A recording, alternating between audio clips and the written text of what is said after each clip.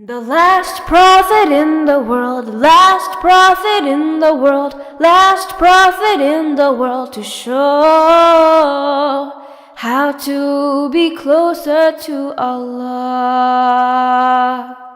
He is Muhammad sallallahu alaihi wasallam.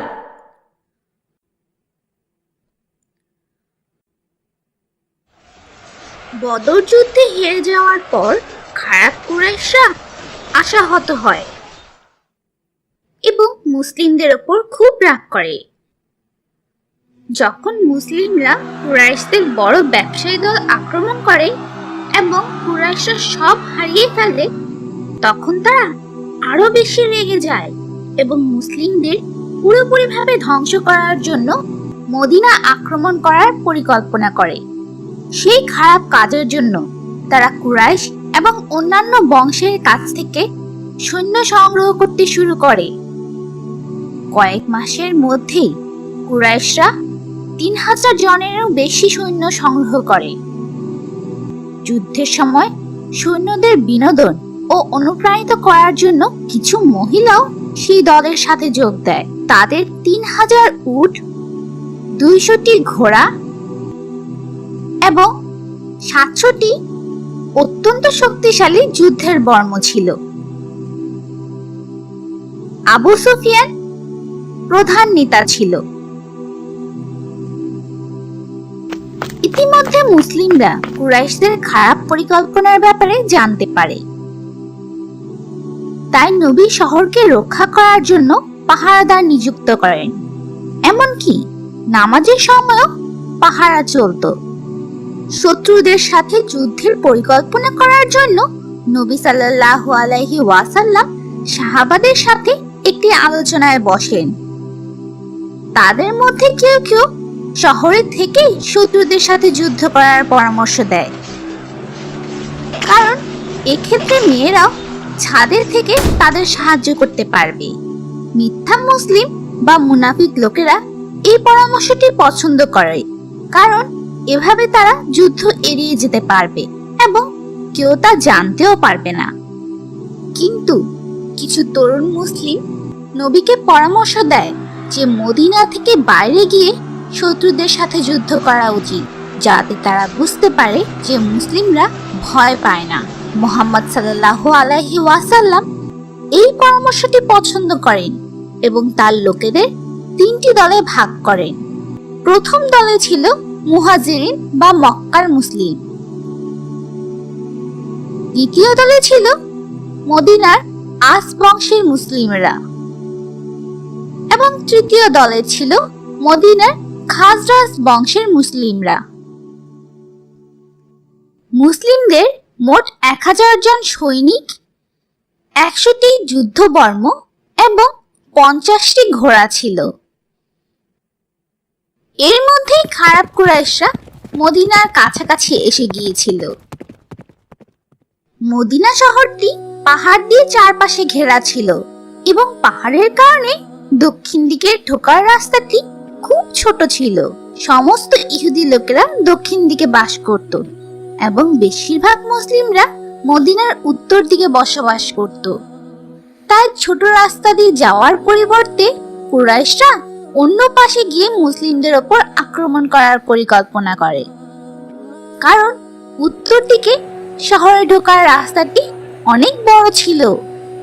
এটি মুহাম্মদ সাল্লাল্লাহু আলাইহি ওয়াসাল্লামের মদিনায় আসার 3য় বছর এবং রমজানের ঈদের 5 দিন পরের ঘটনা ছিল। কুরাইশরা মদিনার বাইরে উহুদ পাহাড়ের পাশে তাদের ঘাঁটি বানায়। তারপর প্রায় 1000 মুসলিম সৈন্য উহুদ পাহাড়ে যেতে প্রস্তুত হয়, কিন্তু যাওয়ার আগে তারা তাদের সন্ধ্যার বা আসরের নামাজ আদায় করে। যেতে যেতে পথে রাত হয়ে যায় এবং মুসলিম সৈন্যরা ঘুমানোর জন্য থামে। তখন 50 জন সৈন্য তাদের পাহারা দেয়।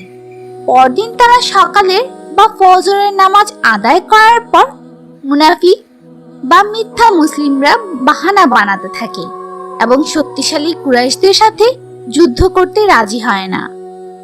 মুনাফিক দলের নেতা আব্দুল্লাহ ইবনে উবাই ও তার 300 জন সৈনিক সবসময় মুসলিমদের সাথে বিশ্বাসঘাতকতা করার এবং যুদ্ধ না করতে দেওয়ার পরিকল্পনা করতে থাকে। তাদের খারাপ কাজ এবং মুসলিম সৈন্যদের সাথে বিশ্বাসঘাতকতা করার পর মাত্র 700 জন মুসলিম সৈন্য ছিল, যারা 3000 জন খারাপ কুরাইশ সৈন্যদের সাথে যুদ্ধ করতে প্রস্তুত ছিল। খারাপ কুরাইশরা এতে খুব খুশি হয়। আসলে তারা ভেবেছিল যে যুদ্ধের সময় এক দল মুসলিমদের সাথে সামনাসামনি যুদ্ধ করবে, দ্বিতীয় দল ঘোড়া নিয়ে ডান দিক থেকে আক্রমণ করবে এবং তৃতীয় দল ঘোড়া নিয়ে বাম দিক থেকে আক্রমণ করবে। এইভাবে চারপাশ থেকে মুসলিমদের ওপর তারা আক্রমণ করে যাবে। কিন্তু মুহাম্মদ সাল্লাল্লাহু আলাইহি ওয়াসাল্লাম ছিলেন বিশ্বের সর্বশ্রেষ্ঠ সেনাপতি। তিনি উহুদ পাহাড়ে তার সেনা মোতায়েন করেন, তাই এক পাশ উহুদ পাহাড় দিয়ে সুরক্ষিত ছিল। অপর পাশ সুরক্ষিত করার জন্য নবী উহুদ পাহাড়ের পাশে 50 জন সেনাও নিযুক্ত করেন। সেই সৈন্যরা খুব ভালোভাবে তীর নিক্ষেপ করতে পারত। তাদের কাজ ছিল যখনই কোনো কুরাইশ সৈনিকদের দল ঘোড়া নিয়ে মুসলিমদের দিকে আসার চেষ্টা করবে, তখনই কুরাইশ সৈন্যদের থামাতে তীর ছুড়বে। তাই কুরাইশ সৈন্যরা সেই পাহাড়ের পেছন দিক থেকে মুসলিমদের আক্রমণ করতে পারেনি। এটি খুবই গুরুত্বপূর্ণ কাজ ছিল। নবী এই 50 জনকে আদেশ করেন, যুদ্ধক্ষেত্রে যাই হোক না কেন তার অনুমতি ছাড়া তারা তাদের জায়গা ছেড়ে যাবে না। নবী করিম সাল্লাল্লাহু আলাইহি ওয়াসাল্লাম মুসলিমদের আদেশ দেন যাতে তারা প্রথমে আক্রমণ না করে। যদি অমুসলিমরা তাদের উপর আক্রমণ করে, তবেই মুসলিমরা তাদের উপর উল্টো আক্রমণ করবে। যুদ্ধ শুরু হওয়ার আগে আবু সুফিয়ান মুসলিমদের প্রথমে দুর্বল করার চেষ্টা করতে থাকে। সে মদিনার মুসলিমদের বলে যে তারা মদিনার মুসলিম বা আনসারদের সাথে যুদ্ধ করতে চায় না। যদি তারা যুদ্ধ ছেড়ে চলে যায়, তবে কুরাইশরা তাদের সাথে যুদ্ধ করবে না এবং মদিনা আক্রমণও করবে না। তারা শুধুমাত্র মক্কার মুসলিম বা মুহাজিরিনদের সাথে যুদ্ধ করতে চায়। কিন্তু মদিনার মুসলিমরা মুহাম্মদ সাল্লাল্লাহু আলাইহি ওয়াসাল্লামের শক্তিশালী সমর্থক ছিল। তারা আবু সুফিয়ানের প্রস্তাব মেনে নেয়নি। কিন্তু তারপরও কুরাইশরা অন্য একটি পরিকল্পনা করেছিল। তারা মদিনার খুব শক্তিশালী ধর্মীয় নেতা আবু আমিরকে নিয়ে আসে। ইসলামের আগে সে মদিনায় অত্যন্ত শক্তিশালী ও সম্মানিত ধর্মীয় নেতা ছিল। সে মুসলিমদের ঘৃণা করত, তাই সে মুসলিমদের ধ্বংস করার জন্য কুরাইশদের সাহায্য করতে চেয়েছিল। সে ভেবেছিল যে মদিনার মুসলিমেরা তার কথা শুনবে এবং নবী মুহাম্মদ সাল্লাল্লাহু আলাইহি ওয়াসাল্লামকে ছেড়ে চলে যাবে। কিন্তু মদিনার মুসলিমেরা তাদের পুরনো নেতার কথাও শুনেনি। অবশেষে কাফেররা যুদ্ধ শুরু করতে চায়। মুসলিমদের যুদ্ধে আহ্বান করার জন্য ঘোড়ায় চড়ে একজন শক্তিশালী যোদ্ধা এগিয়ে আসে। সেই কুরাইশের সাথে যুদ্ধ করতে জুবায়ের রাদিয়াল্লাহু আনহু উট নিয়ে এগিয়ে আসেন। জুবায়ের রাদিয়াল্লাহু আনহু জিতে যান। তারপর বাকি সৈন্যরা যুদ্ধ করতে শুরু করে।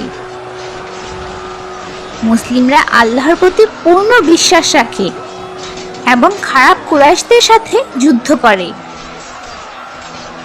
সেনাবাহিনীর উভয় পক্ষই তাদের সব শক্তি নিয়ে যুদ্ধ করছিল। খালিদ নামে কুরাইশদের ঘোড়সাওয়ারদের নেতা 3 বার রুমা পাহাড়ের অপর পাশে গিয়ে পেছন থেকে মুসলিমদের উপর আক্রমণ করার চেষ্টা করে, কিন্তু প্রতিবারই 50 জন মুসলিম তীরন্দাজ বাহিনী পাহাড়ের উপর থেকে কুরাইশদের দিকে তীর ছুঁড়ে মারে। তাই খারাপ লোকেরা সেই দিকে এগিয়ে যেতে পারেনি। শত্রুদের দলে আবু সুফিয়ানের স্ত্রী হিন্দ তার দাস জাভেলিনকে নিয়ে এসেছিল। সে তার দাসকে বলে যে যদি সে হামজা রাদিয়াল্লাহু আনহুকে মেরে ফেলতে পারে, তাহলে সে তাকে দাসত্ব থেকে মুক্ত করে দিবে। তাই যুদ্ধক্ষেত্রে জাভেলিন একটি ছোট পাথরের পেছনে লুকিয়ে থাকে এবং এক সময় তার বর্ষা ছুঁড়ে হামজা রাদিয়াল্লাহু আনহু বা আল্লাহর সিংহকে মেরে ফেলে। যখন কুরাইশরা দেখতে পায় যে হামজা রাদিয়াল্লাহু আনহু মারা গেছেন, তখন তারা অনেক খুশি হয়, কারণ তিনি শুরু থেকেই মুসলিমদের জন্য একটি মহান শক্তি ছিলেন। যখন মুসলিমরা দেখতে পায় যে হামজা রাদিয়াল্লাহু আনহু শহীদ হয়েছে, তখন তারা খুব রাগ করে এবং সিংহের মতো যুদ্ধ করতে শুরু করে এবং শত্রুদের ধ্বংস করতে থাকে। সাহসী মুসলিমদের এমন যুদ্ধ দেখে সাথে সাথে কুরাইশ ও তাদের বন্ধুরা খুব ভয় পেয়ে যায় এবং অন্যদিকে পালাতে শুরু করে। এটি দেখে মুসলিমরা খুব খুশি হয় এবং মনে করে যে তারা যুদ্ধ জিতে গেছে।